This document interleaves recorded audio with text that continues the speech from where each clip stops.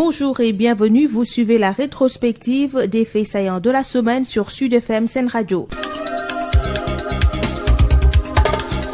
Polémique autour du vaccin AstraZeneca au Sénégal. Le ministre de la Santé a été interpellé mardi par le fils de Mamadou Seye, un homme qui a été évacué à l'hôpital Fann après la prise de sa première dose de vaccin AstraZeneca qui lui a provoqué un malaise. C'était lors d'une cérémonie d'inauguration dans la structure hospitalière. Amadou Moustapha Dia. Pour l'instant, le Sénégal continue effectivement sa stratégie de vaccination, son plan de mise en œuvre sur ces deux vaccins, Sinopharm et AstraZeneca.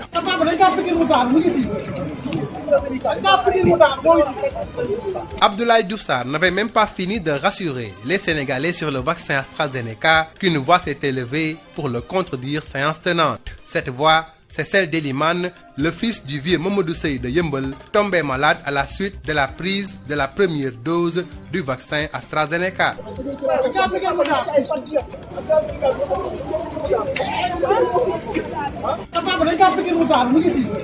Par pure coïncidence, Abdoulaye Diouf Sarr s'était retrouvé à l'hôpital Fann pour les besoins d'inauguration d'appareils d'IRM et de scanners, alors qu'en ce même moment, le septagénaire Mamadou Seye était évacué dans ce même service. Selon son fils, il souffre actuellement d'AVC et cela fait suite à la prise de la dose d'AstraZeneca. À son retour, on nous a fait comprendre que le vieux a ce qu'on appelle la maladie de l'AVC. Il ne l'avait pas avant. Il ne l'avait pas. Il n'avait pas de diabète ni aucune sorte de maladie. À part l'ulcère, il n'y avait aucune maladie de ça. Actuellement, il est pris en charge. Mais actuellement, à part les scanners, on n'a rien payé pour l'instant. Pour l'instant, le ministre n'a rien pris en charge à part les scanners et le lit qu'on l'a mis. Un jeune homme désemparé et surtout révolté par les péripéties de cette affaire se confie la mort dans l'âme et nous raconte ses déboires. Mais à son retour du vaccin, il s'est senti un peu mal à l'aise, mais le lendemain, le vieux est tombé. Lorsqu'il est tombé, on l'a amené à l'hôpital. Une fois à l'hôpital de Yeumbeul, on nous a transféré vers Dalal Jamm, là où on a fait les scanners à 50 000. Nous montrons son père couché sur une civière, l'air très mal en point. Mamadou Seye se veut catégorique. Pour lui, il faut immédiatement arrêter le vaccin AstraZeneca avant d'autres dégâts. Nous lançons le message au ministre de la Santé d'arrêter le vaccin le plus rapidement possible. Le vaccin n'est pas du tout bon parce que nous parlons en connaissance de cause. Il s'agit de nos papas. Il y a d'autres qui en souffrent, mais ils ont peur de parler. Mais avec nous, on va parler. Nous dénonçons ce vaccin pour dire halte à ce vaccin. Nous arrêtons ce vaccin le plus rapidement possible. Nous l'annonçons au ministre de la Santé et tout autre d'arrêter le vaccin automatiquement. Le ministre de la Santé s'est voulu rassurant malgré cette polémique autour du vaccin AstraZeneca. Une commission de pharmacovigilance est mise en place depuis le début de la campagne vaccinale. L'OMS et les experts sénégalais sont pour l'utilisation du vaccin, informe Abdoulaye Diouf Sarr au micro de Amadou Moustapha Dia. Nous avons été jusqu'en Chine pour acheter Sinopharm qui nous a permis, avec les ressources endogènes, de démarrer tout de suite la vaccination. Ensuite, dans le cadre de l'initiative COVAX, le Sénégal a reçu 324 000 doses, qui nous a permis aussi d'accélérer la cadence à ce niveau-là. Je note que AstraZeneca est un vaccin qui est homologué par l'OMS. Mais je note aussi que dans le cadre de notre comité national de vaccination, toutes les recommandations favorables à l'introduction d'AstraZeneca nous ont été données. C'est pourquoi le Sénégal, de la manière la plus pertinente, est en train de dérouler sa stratégie de vaccination sur Sinopharm et sur AstraZeneca.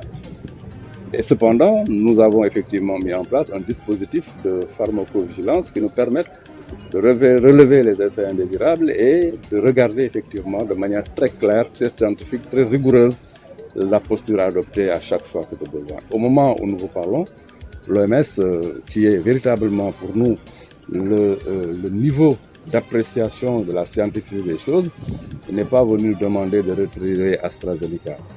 Et d'ailleurs, j'aimerais faire remarquer que même en Europe, l'Agence européenne du médicament n'a pas rejeté AstraZeneca. Nous comprenons effectivement que certains pays peuvent prendre des décisions endogènes, mais nous, sur la base de notre comité d'experts, mais aussi sur la base de la relation institutionnelle que nous avons avec l'Organisation mondiale de la santé, nous suivons la question dans le cadre d'une surveillance tout à fait rapprochée pour véritablement donc prendre toutes les garanties en termes donc de gestion du vaccin. Pour l'instant, le Sénégal continue effectivement sa stratégie de vaccination, son plan de mise en œuvre sur ces deux vaccins, Sinopharm et AstraZeneca. En politique, le leader du parti PASTEF appelle à l'unité dans l'opposition au-delà des clivages politiques pour sauvegarder et renforcer la démocratie. Selon Ousmane Sonko, le peuple semble être plus près que sa classe politique et il est temps de se rattraper. On l'écoute avec Ismaïla Marcel Colly. Mais nous devons en tirer des enseignements, nous, en tant qu'acteurs politiques. Parce que tous ceux qui sont mobilisés, se sont mobilisés dans un cadre et dans un élan citoyen. Mais parmi tout cela, c'est nous, acteurs politiques, qui avons assumé la responsabilité, l'intention d'aller un peu plus loin, c'est-à-dire de briguer un suffrage et de demander au Sénégal de nous faire confiance pour transformer ce pays qualitativement et quantitativement. Le premier de ces enseignements, c'est que le peuple semble être plus près que sa classe politique. Nous devons nous rattraper ce peuple aujourd'hui. Nous devons montrer que nous sommes à la hauteur de ce peuple. En quoi faisant, il est temps que toutes les forces vives de la nation, l'opposition politique, la société civile, les mouvements citoyens, indépendamment des colorations politiques, indépendamment des ambitions et des projets que nous retrouvions autour de l'essentiel. Et l'essentiel, c'est de défendre la démocratie sénégalaise. L'essentiel, c'est de défendre nos acquis. Mais l'essentiel, c'est d'être du côté du peuple qui souffre. La deuxième chose, c'est que le message est plus profond.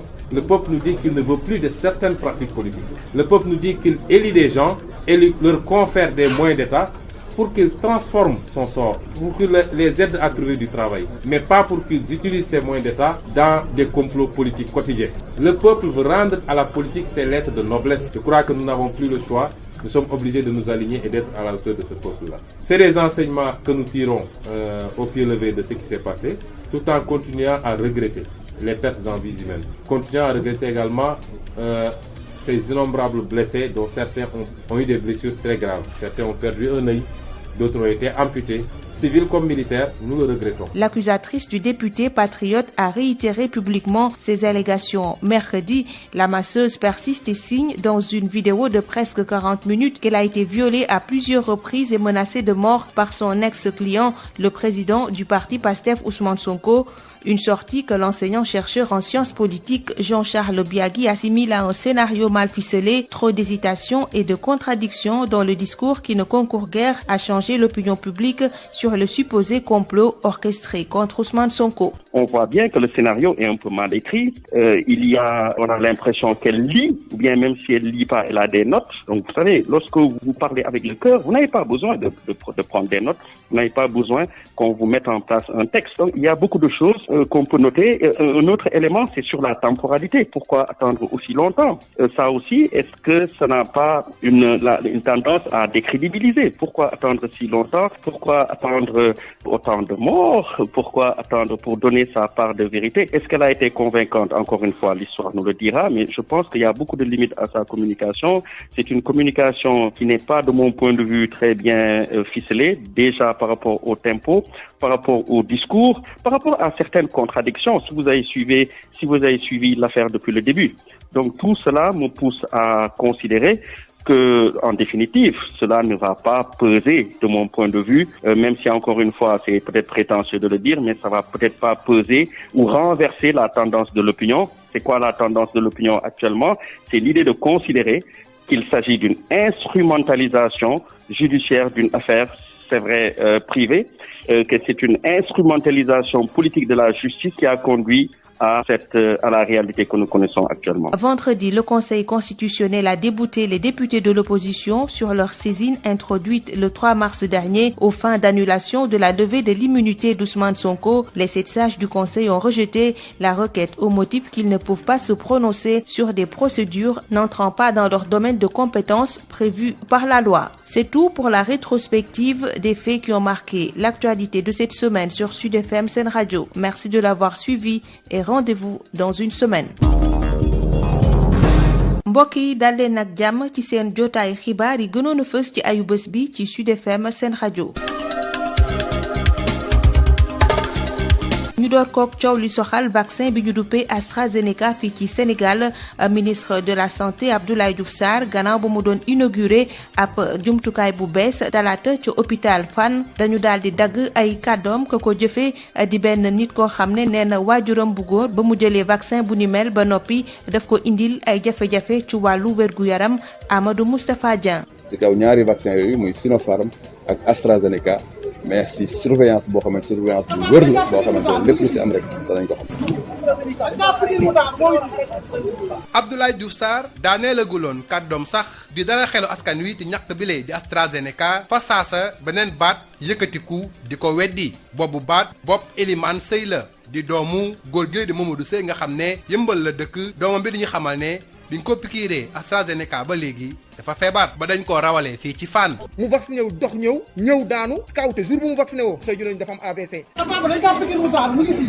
mu mel ni mbir yi dafa yemoo ndax Abdoulaye Diouf Sarr moom mu le dafa ñëwoon ci hôpital Fann ngir inauguré fii ay appareil IRM ak scanner ci boobu la jamono lañ fa rawale góor gi di Mamadou Seye doomam mi ngi ñuy xamal ne fu mu nekk nii dafa amee AVC te ci ay kàddoom bu mu pikiiroo la ko lii dal.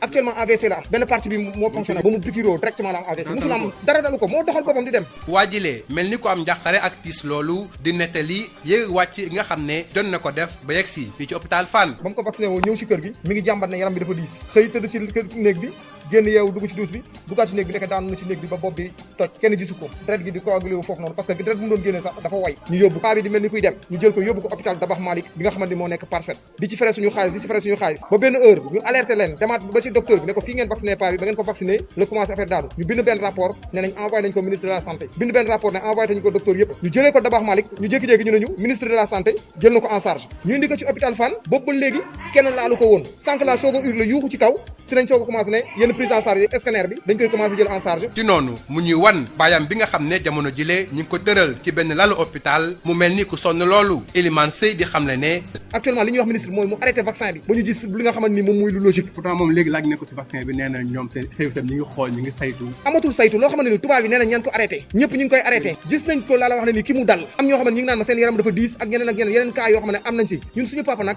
en connaissance de cause la loo xamante dañ cee teg bët nii ministre duñ koy wax actuellement ñu arrêté vaccin bi ñu arrêté vaccin yi pour ñeneen ñu sauvé wu. lu ni mel nag terewul ministre de la santé Abdoulaye Diouf Sarr di dalal xelu askanu Sénégal di xamle nag ne ab vaccin bu wóor la te samp nañ fi ab bànqaas boo xam ne ñu ngi ko tuddee commission de pharmacovigilance ngir saytu lépp lu xippee ci li nga xam ne moo di ñàkk bi nga xam ne coow li mu ngi ciy bëri muy xamle sax ne OMS ak kàngam yi nekk fii ci Sénégal ñoom li ñu jàpp moo di ne ñàkk bi li baax na te mën nañ ko jëfandikoo ñu teewlu kàddu yi Abdoulaye Diouf Sarr ci micro Amadou Moustapha Dieng. Effectivement, Sénégal depuis le début daf ne day teg benn stratégie nationale de vaccination ku ne stratégie nationale de vaccination rek da nga naan lu ñu xalaat bu baax avant ñu koy teg stratégie boobu am plan de mise en œuvre ñu ne vaccin yi nekk ci marché bi muy AstraZeneca muy Sinopharm muy Pfizer muy Moderna muy sax Sputnik V yooyu yëpp suñu borom xam-xam yi ñu xamante ne ñoom ñoo yor commission bi liggéey ci wàllu ñàkk ci Sénégal saytu nañ yëpp ba bu nekk rek ñu jox ñu ci effectivement naka lañ ci war a taxawee moo tax ñu commencé Sinopharm dem jënd ko ba Chine ñëw démarrer parce que boobu initiative COVAX indeegul woon seen vaccin bi COVAX indee seen vaccin muy AstraZeneca tam ñu introduire ko may wax ne commission Sénégal bi xamante ne ay borom xam-xam ci wàllu vaccin ñoom ñoo ko ŋànk waxaguñu dara loo xamante ne danañu tax ñu génn ci AstraZeneca mais organisation mondiale de la santé yoo xamante ne ñoom ñoo yore lépp lu jëm ci mbiru santé ci àdduna am commission buy surveiller li yëpp ñoom tam ba fi ñuy wax ak yéen amul dara lu ñu ci wax même Europe ba ñu koy génne ci yenn dëkk yi agence européenne du médicament amul donc lan lu ñu ci wax lu ñuy mën a tax ñu dellu gannaaw bon nag ñun am nañu benn dispositif de pharmacovigilance boo xamante ne day surveiller bés bu jot lépp lu ñuy wax effet yi xamante ne donc day am après vaccin loolu ñu ngi koy surveiller ci anam yu mucc ayib may rassurer sénégalais ak sénégalais yi di leen wax ne Sénégal dëkk bu mag la ci wàllu donc médecine dëkk bu mag la ci wàllu vaccination parce que ça fait 40 ans ñuy vacciner donc lépp loo xamante ne war na ci pour que ñu encadrer dispositif dans la sécurité ñu ngi ci maa ngi dalal xelu ñëpp ñu ngi continuer suñu stratégie de vaccination ci kaw ñaari vaccin yooyu muy Sinopharm ak AstraZeneca mais ci surveillance boo xamante surveillance bu wér la boo xamante ne lépp lu ci am rek danañ ko xam. ci wàllu politique njiital parti bu PASTEF mooy woote ci booloo képp ku fare ci kuje politique gi ngir sàmm li nga xam ne moo di démocratie bu Sénégal bu ñu sukkandikoo ci kàdduy Ousmane Sonko ci jamono ji askan wi wone na ne dafa raw bu baax a baax classe politique bi ci doxalinam ak ni muy xalaatee ba tax nag mu jàpp ne dafa jot ñoom ñooñee ñu daal di booloo ngir sàmm li jot a sàmm fii ci réew mi ñu teewlu ay kàddoom ci micro Ismaïla Marcel Coly. cadre tournée yi ñuy def fépp nañ fa dem mais fii dafa am importance particulière laata lii am wax naa ni am na jéego yoo xam ne ñu ngi ci doon liggéey te Sénégal yëpp xam nañ ko mooy taxawal kuréel gu yaatu front bu yaatu boo xam ne day dajale ñi nekk ci opposition bi yëpp front boobu lan mooy jubluwaayam mooy faire face au pouvoir dictatorial de Macky Sall. loolu moom mii moo ko initié woon te defe naa mën na ci njëkk a waxtaanal ci acteur politique doog cee dem waxtaan ak ñeneen ba ñëpp àddu woon joxe seen kàddu ni bëgg nañ cee bokk. loolu nag tey la gën a actuel parce que qui peut le plus peut le moins. bu dee démb nga xam ne situation présenté wu loon ni mu présenté la ñu xalaat loolu waxuma laa tey jii nga xam ne askan wi yëpp won nañ ñu ni doyal nañu ci li fi nekk bëggatuñ ci dara askan wi yëpp won nañ ñu changement la ñu bëgg askan wi wane na ni ñun ñii la ñu àndal ñun ñu féete ci kujje gi parce que dëgg la ñu àndal te doyal nañu ci jaay doole gi ne ci dëkk bi benn appel rek lay lancé mooy lu ñuy def rek nañ ko def ci lu gaaw parce que waxtaanu politicien dafa faral di gudd askan wi lu mu ñu woon mooy moom jiitu nañu buñ ko àndul def ci lu mu gën a gaawee ku ko jóg ci ñun def ko it askan wi dina la dox parce que askan yi locomotive la soxla fi mu toll nii mooy kuy xëcc mbir mi kon suñu responsabilité ñun ñëpp ñu xam ni mootuñu toog fii di làkki tubaab di bind ay texte di corriger ñu naan diw wax na diw d'accord na ci lu mu gën a gaawee il faut ñu taxawal kuréel goo xam ne dafa boole opposition bi yépp mu doon kuréel gu dëgër boole toutes les forces vives de la nation mouvement citoyen bu yaakaar ne gis na boppam ci mbir mi mu nekk ci ñu ne kuréel googu nag bis ni ki tey la mu war a saytu ci dëkk bi na ko saytu waaye dootuñu bàyyi benn nit muy buur di bummi ku mu neex mu duma ku mu neex mu tëj ku mu neex mu brutaliser loolu jeex na ci réew mi. ci coow li soxal Sonko Adji Sarr ki nga xam ne nag mooy tuumal njiital Pastef jël na kàddu àllarba ngir gën a dëggal li mu teg ci ndoddu Ousmane Sonko ci ab vidéo mu ngi doon gën a leeral ne Ousmane Sonko daf ko sàkku lu bëri yoon rax ci dolli di ko tëkku kii di Jean-Charles Biagui di enseignant chercheur en sciences politiques moom nee na jàngat bi mu def ci bile génn day wane ne ab scénario bu ñu taxawal la boo xam ne sax dafa dëng ndax lim ci gis moo di ay hésitation yu bëri te lu ni mel boo moytu du soppi li nga xam ne moo di gis-gisu askanu Sénégal ci ni mbir mi demee ndax ñu bëri dañu jàpp ne ab complot bu ñu taxawal la ngir daaneel kii di Ousmane Sonko. mais man gëwuma ni que dina changer mooy opinion bi lu mu xalaat man gëwuma ko dina en tout cas ñu bëri peut-être pas opinion bi mais en tout cas ñu bëri ci lu ñu xalaat ñu bëri dañu xalaat ni instrumentalisation la mooy dañuy utiliser justice bi pour éliminer benn adversaire gëwuma ni mu renverser ko lu tax gëwuma ko parce que mooy scénario interview bi baaxul man ci sama gis-gis baaxul déjà tempo bi posé na problème c'est vrai que bon mieux vaut tard que jamais mais dañu xaar lu yàgg pour def ko canal bi tam canal buñ ko jaaralee tam parce que message boo bëggee mu jàll yow journaliste nga loolu duñ la ko jàngal canal boo bëggee mu jàll il faut nga def ko ci canal boo xamante ne mooy canal bu am doole la donc loolu déjà problème la boo xoolee tam question yi tu sens que c'est des questions préparées même vidéo bi boo ko xoolee